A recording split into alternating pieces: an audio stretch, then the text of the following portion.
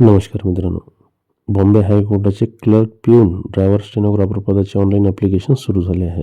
या व्हिडिओमध्ये आपण पाहणार आहे की ॲप्लिकेशन करताना A to Z कशा पद्धतीनं करायचं. सुरुवातीला गुगलवर जाऊन गुगलवर सर्च बारमध्ये बॉम्बे हायकोर्ट असं सर्च करायचं. बॉम्बे हायकोर्ट सर्च केल्यानंतर बॉम्बे हायकोर्टाच्या ऑफिशियल वेबसाईटला क्लिक केलं की आपल्याला बॉम्बे हायकोर्टाचा डॅशबोर्ड ओपन होतो.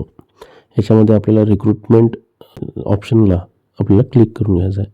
रिक्रुटमेंट ऑप्शनला क्लिक केल्यानंतर वेगवेगळे पोस्ट जे ॲडव्हर्टाईजमेंट निघाले आहेत त्याची सविस्तर माहिती याच्यामध्ये दिसत आहे आपल्याला. आपण बघू शकता स्टेनोग्राफर, क्लर्क, यासोबतच कार ड्रायव्हर आणि पिऊन अशा वेगवेगळ्या पोस्ट आहेत. त्याच्यामध्ये ॲडव्हर्टाईजमेंट डिटेल्स जर पाहायचे असेल तर आपण ॲडव्हर्टाईजमेंट डिटेल्स पाहू शकतो आणि ऑनलाईन अप्लाय करायचं असेल तर ऑनलाईन आपल्याला क्लिक करायचं आहे आपल्याला. आता हे बॉम्बे हायकोर्टाचं ऑनलाईन ॲप्लिकेशनचं एक डॅशबोर्ड ओपन झालं आहे. त्याच्यामध्ये home, registration, find your registration ID आणि प्रिंट ॲप्लिकेशन असे 4 ऑप्शन आहेत. याच्यामध्ये होममध्ये पहिली स्टेप आहे की आपल्याला फॉर्म भरून घेण्याआधी आपल्याला पेमेंट करायची आहे. आता हे पेमेंटसाठी स्टेप 1वर एक लिंक दिलेली आहे. त्या लिंकला क्लिक केलं की आपण डायरेक्ट पेमेंट ऑप्शनला जातो. आता पेमेंट ऑप्शनला गेल्यानंतर आपल्याला कोणत्या पोस्टसाठी अप्लाय करायचं आहे त्याची एक पोस्ट निवडून घ्यायची आहे. याच्यामध्ये सगळे पोस्ट दिलेले आहेत. याच्यामध्ये स्टेनोग्राफर, क्लर्क, पिऊन, ड्रायव्हर असे वेगवेगळे पोस्ट त्याच्यामध्ये दिलेले आहेत. त्याच्यापैकी आपण आपली पोस्ट जे आहेत हे सिलेक्ट करून घ्यायचे आहे. आता आपण क्लर्क पदासाठी फॉर्म भरताय तर क्लर्क पदाचं ऑप्शन आपण सिलेक्ट केलं आहे. याच्यामध्ये मग बाकीची डिटेल्स भरून घ्यायची आहे. First name, middle name, last name, त्याच्यानंतर mobile number, email ID, date of birth आणि ॲड्रेस जे आहेत हे ॲड्रेससुद्धा याच्यामध्ये आपल्याला भरून घ्यायचं आहे. त्याच्यानंतर 1000 रुपये एक्झाम फी आहे आणि मोबाईल नंबर, ईमेल ID टाकून त्याच्यानंतर टर्म कंडिशन्स ॲड करून आपण कॅप्चर टाकून नेक्स्ट करून घ्यायचं आहे. नेक्स्ट केल्यानंतर आपल्याला पुढची प्रोसेस म्हणजेच स्कॅनर किंवा मग UPI IDवरून आपल्याला पेमेंट करता येणार आहे. त्यानंतर आता बघूया सेकंड स्टेप रजिस्ट्रेशनची. रजिस्ट्रेशनसाठी रजिस्ट्रेशन ऑप्शनला क्लिक करून घ्यायचं आहे. आपण क्लर्क हे पोस्ट निवडल्यामुळे आपल्याला क्लर्क पद आलेलं आहे. त्यानंतर कोणत्या बेंचला आपल्याला ॲप्लिकेशन करायचं आहे ते एक बेंच आपल्याला ऑप्शनमध्ये दिलेलं आहे. ज्या बेंचला ॲप्लिकेशन करायचं आहे त्या बेंचला आपण क्लिक करून घ्यायचं आहे.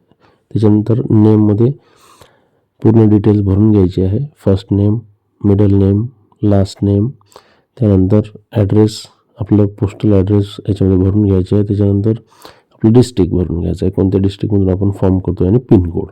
ही एक बेसिक माहिती आहे जे तुम्हाला भरता येतं. त्याच्यामध्ये आधार कार्ड आहे, ईमेल ID आहे, त्यासोबतच तुमचा मोबाईल नंबर आहे. त्याच्यानंतर रेसिडेन्शियल फोन नंबर मॅन्डेटरी नाही आहे, तुम्ही भरलं नाही तरी चालतं. त्यानंतर जेंडर सिलेक्ट करून घ्यायचं आहे. यासोबतच तुमचं जेंडर सिलेक्ट केल्यानंतर तुमचं कॅटेगरी, कास्ट तुमची निवडून घ्यायची. आता तुम्ही कोणत्या कॅटेगरीमधून किंवा कास्टमधून येतात. आता हिंदीमधून आलं की तुम्ही सबकास्ट, कोणत्या सबकास्टमध्ये तुम्ही मोडता याचीसुद्धा माहिती याच्यामध्ये भरून घ्यायची आहे. भरून घेतल्यानंतर त्याच्यामध्ये तुम्हाला सबकास्ट जर असेल तर ते सुद्धा निवडता येतं. त्याच्यानंतर डेट ऑफ बर्थ टाकताना तुमची डेट ऑफ बर्थ निवडून घ्यायची आहे आणि त्याच्यानंतर प्लेस ऑफ डेट म्हणजे तुम्ही कुठे जन्म झाला आहे ते. त्याच्यानंतर मॅरिड स्टेटससुद्धा याच्यामध्ये निवडून घ्यायचं आहे. मॅरिड आहे, अनमॅरिड आहे, काय आहे तर. यासोबतच तुमचं तुमच्यामध्ये डिसेबिलिटी संदर्भात त्यांनी विचारला. यस केलं तर तुम्हाला तुमची डिसेबिलिटी त्याच्यामध्ये मेन्शन करावी लागेल आणि जर तुम्ही नो केलं म्हणजे तुम्ही डिसेबिलिटी नसेल तर तुम्ही नो करू शकता. ठीक आहे. त्याच्यानंतर तुमचे एज्युकेशन्स डिटेल आता भरायचे आहे. आता एज्युकेशन डिटेलमध्ये बघा तुमचं 10वीपासून तुम्हाला हे एज्युकेशन डिटेल्स भरायला गरजेचं आहे. 10वी, त्याच्यानंतर 12वी, त्याच्यानंतर ग्रॅज्युएशन, त्याच्यानंतर तुमच्याकडे PG असेल तर पोस्ट ग्रॅज्युएशन. याच्यामध्ये बघा तुमचे ऑप्शन्स दिलेले आहेत. स्ट्रीम दिलेली आहे, युनिव्हर्सिटी दिलेली आहे, पासिंग ऑफ इयर दिलेलं आहे, त्यासोबतच आउट ऑफ मार्क दिलेले आहेत. त्याच्यानंतर तुमचे टोटल मार्क दिलेले आहेत. यासोबतच पर्सेंटेज आणि मग तुमचं असं म्हणजे फॉर एक्झाम्पल 10वीची डिटेल्स भरणी झाली की मग 12वीसाठी ॲड करून घ्यायचं आहे. मग 12वीची झाली की डिग्रीसाठी ॲड करून घ्यायचं आहे. असं ॲड करत तुम्हाला हे फॉर्म भरून घेणे आहे. म्हणजे एज्युकेशनल डिटेल्स थोडीशी काळजीपूर्वक भरणं गरजेचं आहे. तर बऱ्याचशा उमेदवारांना जे ग्रॅज्युएशन आहे ते ग्रॅज्युएशनची डिटेल्स संदर्भात बऱ्याच अडचणी आहेत. तर त्यासुद्धा ग्रॅज्युएशनची पूर्ण डिटेल्स भरून घ्यायची आहे. कॅन्डिडेट डोमिसाईल असेल म्हणजे महाराष्ट्राचं असलं तर यस करून घ्यायचं आहे. आणि मराठी म्हणजे नो म्हणजे भाषेचं ज्ञान म्हणजे मराठी, हिंदी, इंग्लिश या 3ही ऑप्शनला तुम्हाला जे जमतं ते करून घ्यायचं आहे. त्याच्यानंतर तुम्ही गव्हर्मेंट डिपार्टमेंटला आहात काय असेल तर येस करायचं आहे, नसेल तर नो करायचं आहे. त्याच्यानंतर तुमच्याकडे पर्टिक्युलर टायपिंग म्हणजे टायपिंग स्किल जर असेल तर त्याच्यामधून निवडून घ्यायचं आहे. इंग्लिश, मराठी. आता इंग्लिश हायकोर्टाला इंग्लिश टायपिंगच लागतं म्हणून इंग्लिश 40, 50 आणि 60 त्यांनी मागितले आहे.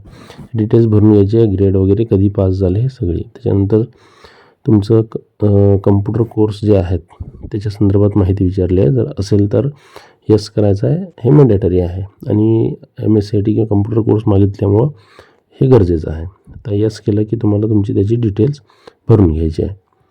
तुम्ही कोणत्या फील्डमध्ये तुमचा कम्प्युटर कोर्स झाला आहे, सर्टिफिकेट कोर्स कसा आहे आणि कोणत्या वर्षी पासिंग वगैरे झालं आहे, हे सगळे डिटेल्स याच्यामध्ये भरून घ्यायचे आहे. यासोबतच तुम्हाला अदर टेक्निकल तुमच्याकडे क्वालिफिकेशन जर असेल तर त्याचीसुद्धा माहिती तुम्हाला त्याच्यामध्ये भरून घ्यायची आहे. माहिती भरण्यासाठी अशी डिटेल्स तुम्हाला त्याच्यामध्ये येतं.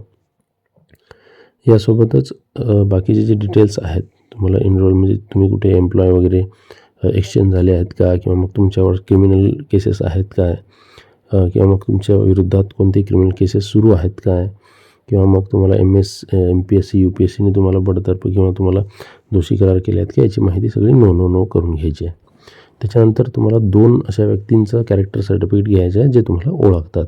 मग ते तुमच्या गावातील असतील किंवा तुमचे रिलेटिव्ह, सहजासहजी रिलेटिव्ह न घेता तुम्ही चांगले शिक्षक वगैरे घेऊ शकता. त्याच्यानंतर पेमेंट्स डिटेल आपण पहिली स्टेप पेमेंट डिटेल्सचीच केलेली होती, त्यामुळं पेमेंट डिटेल याच्यामध्ये भरून घ्यायचे. पेमेंट डिटेल भरताना तुम्हाला एक असं जे SBI चलनचे रेफरन्स नंबर येतं ते रेफरन्स नंबर याच्यामध्ये टाकायचा आहे. त्याच्यानंतर कोणत्या डेटला तुम्ही पेमेंट केली त्याची माहिती याच्यामध्ये भरून घ्यायची आहे आणि अमाऊंट तुमची ₹1000 असणार आहे.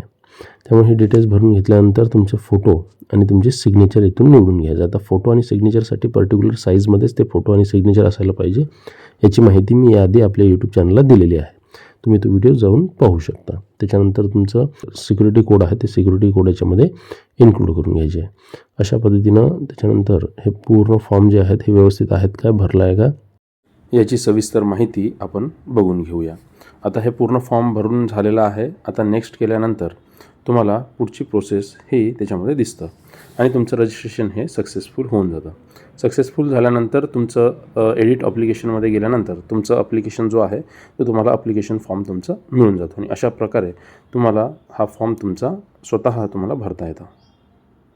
अशाच प्रकारे तुम्हाला क्लर्कसोबतच पिऊन, कार ड्रायव्हर आणि स्टेनोग्राफरसाठी सुद्धा फॉर्म भरता येतं. ही माहिती जर आवडली असेल तर नक्कीच आपल्या यूट्यूब चॅनलला सबस्क्राईब करा. व्हिडिओमधील माहिती आवडली असेल तर व्हिडिओला लाईक करा आणि शेअर करा. पुढील व्हिडिओमध्ये आपण नक्कीच लेखी परीक्षा कशा पद्धतीने होणार आहे याची सविस्तर माहिती घेऊन येणार आहे आणि इतर परीक्षेसाठी सुद्धा महत्त्वाची माहिती आपल्या यूट्यूब चॅनलवर घेऊन येणार आहे. त्यामुळे जुळून राहा.